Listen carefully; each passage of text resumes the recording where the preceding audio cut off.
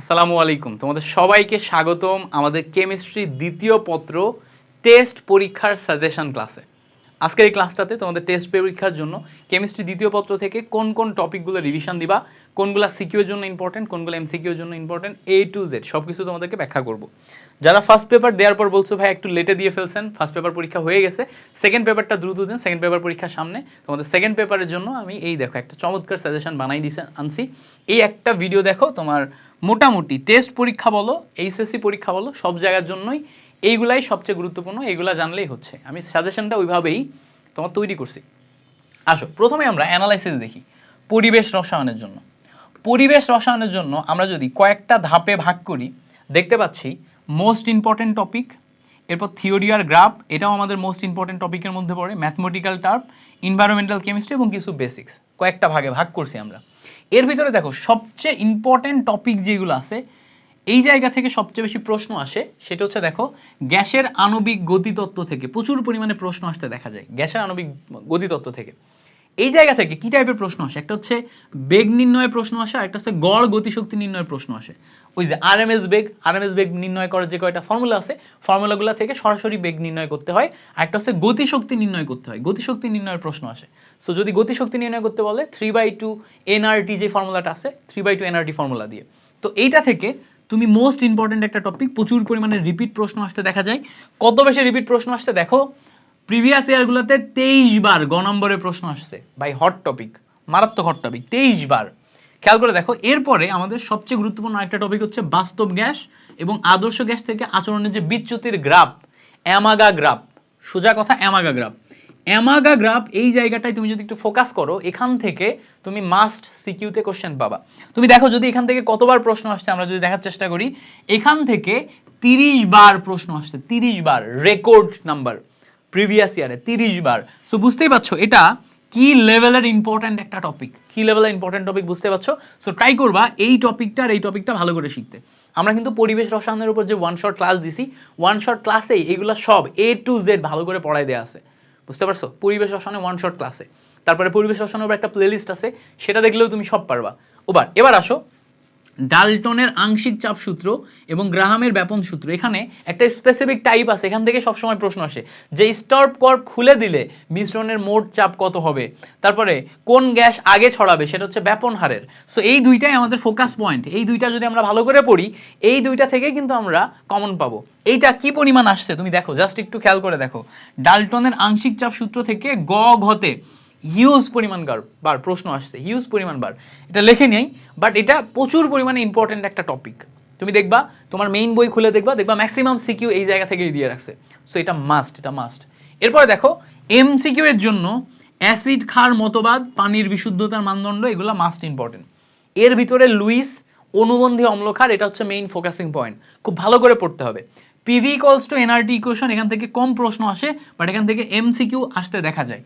PV equals to nRT equation থেকে প্রচুর পরিমাণে এমসিকিউ আসতে দেখা যায়। তাহলে সবচেয়ে বেশি ফোকাস করবা ডাল্টনের আংশিক চাপ, গ্রাহামের ব্যাপন সূত্র, অ্যামাগা বক্র এবং ওই যে গ্যাসের গতিতত্ত্ব, এই কয়েকটা জায়গা থেকে সবচেয়ে বেশি প্রশ্ন আসতে দেখা যায়। কোনোভাবেই এটা মিস করবা না। এই পিডিএফটা আমি তোমাদেরকে কমেন্টে দিয়ে দিব, কমেন্ট থেকে এই পিডিএফটা ডাউনলোড করে নিও, তাহলে এই অ্যানালাইসিসগুলো দেখে তুমি নিজে বইতে দাগায় নিতে পারবা, ঠিক আছে? এই পিডিএফ এর লিঙ্ক, এই পিডিএফটা আমাদের টেলিগ্রাম গ্রুপে যাবে, টেলিগ্রাম গ্রুপের লিঙ্ক আমি তোমাদেরকে দিয়ে দিব। সো ওখান থেকে এটা একটু দেখে নিবা, ওকে?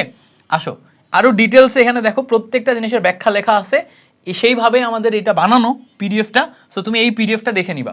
এবার আসো জৈব রসায়ন থেকে। জৈব রসায়ন থেকে সবচেয়ে গুরুত্বপূর্ণ টপিক যদি আমরা বাছাই করি কোনটা ভাইয়া, প্রথম সবচেয়ে গুরুত্বপূর্ণ সুপারহিট টপিক হচ্ছে অ্যারোমেটিক যৌগ এবং বেনজিন। অ্যারোমেটিক যৌগ এবং বেনজিন, বেনজিনের ক্ষেত্রে বেনজিনের অ্যালকাইলেশন, অ্যাসাইলেশন, নাইট্রেশন, ফিডেল ক্রাফটের যে বিক্রিয়াগুলো আছে অত্যন্ত গুরুত্বপূর্ণ, অত্যন্ত গুরুত্বপূর্ণ। বেনজিনের জাতক যেগুলো আছে, টলুইন, তারপরে অ্যানিলিন, তারপর নাইট্রোবেনজিন, এগুলোর জন্য যে সমস্ত বিক্রিয়াগুলো আছে অত্যন্ত গুরুত্বপূর্ণ।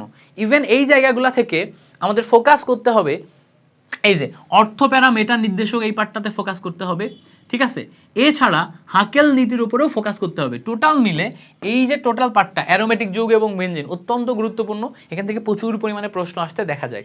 এরপরে তুমি সবচেয়ে বেশি ফোকাস করবা হচ্ছে অ্যালডিহাইড কিটোন পার্ট। এখান থেকে ভাই কি পরিমাণ প্রশ্ন আসে তোমাকে আমি বলে বুঝাইতে পারবো না। অ্যালডিহাইড কিটোন পার্টে দেখো অ্যালডল ঘনীভবন থেকে প্রশ্ন আসে, ক্যানিজারো বিক্রিয়া থেকে প্রশ্ন আসে, অত্যন্ত গুরুত্বপূর্ণ। এছাড়া হ্যালোফর্ম বিক্রিয়া যেটা আছে, আয়োডোফর্ম বা হ্যালোফর্ম, এই জায়গা থেকেও প্রশ্ন আসতে দেখা যায়। ঠিক আছে, পাশাপাশি গ্রিগনার্ড বিকারক দিয়ে 1-2-3 ডিগ্রি অ্যালকোহল প্রস্তুতি, এটাও আমার অ্যালডিহাইড কিটোনের মধ্যেই পড়ে। সো এটা থেকেও প্রশ্ন আসতে দেখা যায়। এই জায়গাতে এই কয়েকটা টপিককে আমরা বলছি গেম চেঞ্জার। কেন? তোমার পুরা জৈব যৌগ পড়া লাগবে না, তুমি যদি এই কয়েকটা টপিক ভালো করে পড়ো, মোর দ্যান এনাফ। পুরা জৈব যৌগ পড়া লাগবে না, জাস্ট এই কয়েকটা টপিক ভালো করে পড়ো, এই জায়গার এই কয়েকটা টপিক ভালো করে পড়ো, তাহলে অ্যারোমেটিক পার্টে অ্যালকাইলেশন, অ্যাসাইলেশন, নাইট্রেশন, এই বিক্রিয়াগুলো ভালো করে শিখবা, রেজোনেন্স ভালো করে শিখবা, আর এখানে অর্থপ্যারা মেটা নির্দেশকের এই অংশগুলো ভালো করে শিখবা।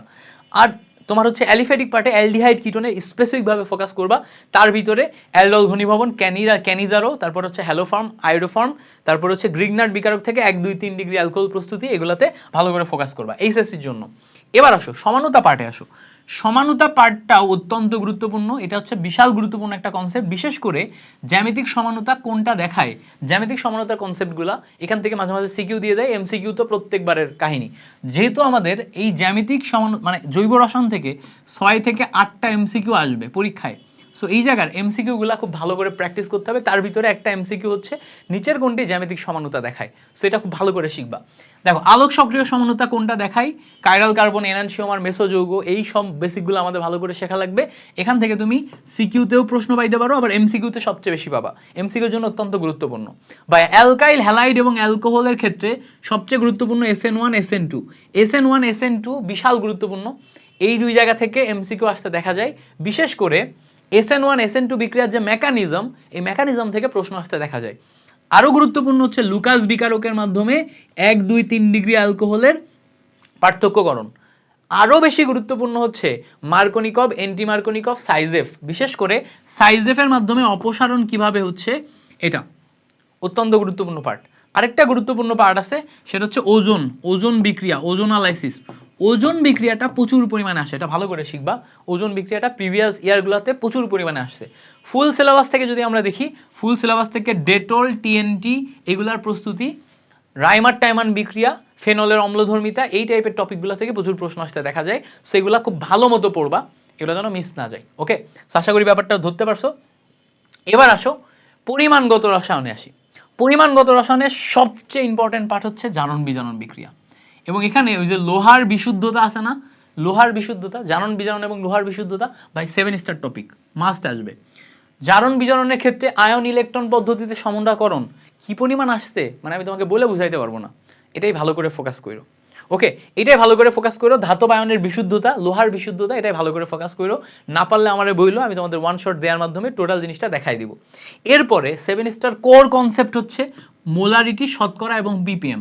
এর যে ফর্মুলাগুলো আছে মোলারিটির ক্ষেত্রে, ওই যে S = 1000 W divided by MV, তারপরে S = 10x divided by M, তারপর PPM এর সাথে এইগুলার যে সম্পর্ক, PPM এর বেসিক কনসেপ্ট, এগুলো সব ভালো করে শিখবা। এখান থেকে প্রচুর পরিমাণে গ নম্বরের প্রশ্ন আসে, MCQ আসে। সো এই চ্যাপ্টার থেকে MCQ আসলে এই জায়গাগুলো থেকে পাবা। অম্লক্ষার টাইট্রেশন, মিশ্রণের প্রকৃতি, ভাই one of the most important topic, খুব ভালো করে পড়তে হবে। এই অংশগুলা খুব ভালো মতো শিখবা। আমার পরিমাণগত রসায়নের যে ওয়ান শট ক্লাস আছে সেখান থেকে দেখবা। দেখো বেসিক কনসেপ্ট হচ্ছে বিয়ার-ল্যাম্বার্ট সূত্র, এটা দেখতে পারো, এটা অত গুরুত্বপূর্ণ না, স্কিপও করতে পারো চাইলে। ওকে, নির্দেশক এবং এর ক্রিয়া কৌশল, এইটার দিকে একটু খেয়াল দিও। মাঝে মাঝে প্রশ্ন যদি তোমাকে একটু ঘুরিয়ে দেয়, শর্ট কোশ্চেনে আটকে দিতে চাই, এখান থেকে দিতে পারে। তাহলে মেইন ফোকাসিং পয়েন্ট হচ্ছে এই তিনটা: অ্যাসিড ক্ষার টাইট্রেশন, মিশ্রণের প্রকৃতি, মোলারিটি, শতকরা ঘনমাত্রা, PPM, জারণ বিজারণ বিক্রিয়া এবং ধাতব আয়নের বিশুদ্ধতা, মানে তোমার হচ্ছে যে আয়ন ইলেকট্রন পদ্ধতিতে সমতাকরণের এই পার্টটা। আশা করি ব্যাপারটা ক্লিয়ার হয়েছে। এবার আসো তড়িৎ রসায়নের ক্ষেত্রে। ভাই তড়িৎ রসায়নের ক্ষেত্রে তুমি যদি সবকিছু বাদ দাও, শুধুমাত্র কোষ বিভব এবং নার্নস্ট ইকুয়েশন পড়ো আর ফ্যারাডের প্রথম সূত্র পড়ো, মোর দ্যান এনাফ। এই দুইটা টপিক পড়ে যাও, এর ভিতর থেকেই তুমি হচ্ছে যে সিকিউ পাবা। জাস্ট দুইটা টপিক, কি একটা হচ্ছে নার্নস্ট সমীকরণ, কোষ বিভব নির্ণয়, আরেকটা হচ্ছে তোমার ফ্যারাডের প্রথম সূত্রের মাধ্যমে তড়িৎ বিশ্লেষণ। এই দুইটা টপিক পড়ো, আর কিচ্ছু পড়া লাগবে না। যদি তুমি এক্সট্রা পড়তে চাও তাহলে তুমি ব্যাটারি এবং ফুয়েল সেলের ওই অংশগুলো একটু পড়বা, এবং লবণ সেতু পরিবাহিতা এই পার্টগুলো একটু পড়বা। ঠিক আছে, মেইন কি কনসেপ্ট হচ্ছে এই দুইটা, এই দুইটা পড়ে গেলেই তুমি এখান থেকে পাচ্ছ। হাজারিন একসাথের বইয়ের শেষে যে এমসিকিউগুলো আছে এমসিকিউগুলো সলভ করবা, এই একটা টপিক একটু ভালো করে দেখবা। লাস্টে হচ্ছে অর্থনৈতিক রসায়ন। অর্থনৈতিক রসায়ন থেকে সবচেয়ে গুরুত্বপূর্ণ টপিক কি? সবচেয়ে গুরুত্বপূর্ণ টপিক যদি আমার কাছে জিজ্ঞেস করো, আমি বলবো হচ্ছে রিসাইক্লিং প্রক্রিয়া যে কয়টা আছে, কাগজ এবং প্লাস্টিকের রিসাইক্লিং প্রক্রিয়া, এটা ঘ নম্বর প্রশ্ন আসতে দেখা যায়, এটা পড়ে রাখো। শিল্প দূষক এবং ইটিপি, এটা একটু পড়ে রাখো, ইটিপি প্ল্যান্ট সম্পর্কে যে সমস্ত তথ্যগুলো আছে। এছাড়া ইউরিয়া এবং চামড়া শিল্প এগুলো সম্পর্কে পড়বা, কাঁচ এবং সিরামিক সম্পর্কে পড়বা, কয়লা এবং কয়লার প্রকৃতি এগুলো সম্পর্কে পড়বা। ম্যাক্সিমাম গুলাই তোমার হচ্ছে যে এমসিকিউতে বেশি আসতে দেখা যায়, ঠিক আছে? সো কয়েক সেট 5-6 সেট সিকিউ সলভ করলে এখান থেকে পারবা। বিশেষ করে চামড়ার ট্যানিং এবং ইউরিয়া উৎপাদনের প্রসেস, ফ্লো চার্ট সহ এগুলো অত্যন্ত গুরুত্বপূর্ণ, এগুলো ভালো করে পড়ো।